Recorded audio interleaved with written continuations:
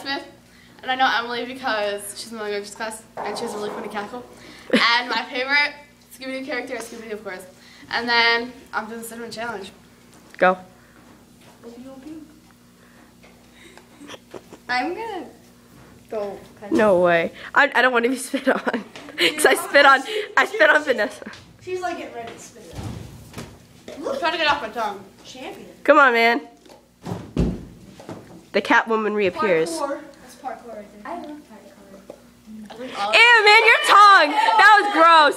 Ew. It like burns your mouth. I can't get it down my throat. Dude, I gotta go. That's why you have Take a drink of something. Take a drink of something. That's cheating. This is just like class and everybody's talking about long pencils. I have to leave that. That's gross. Ugh. Gross. Riley Smith has completed the cinnamon challenge, and so has Sierra.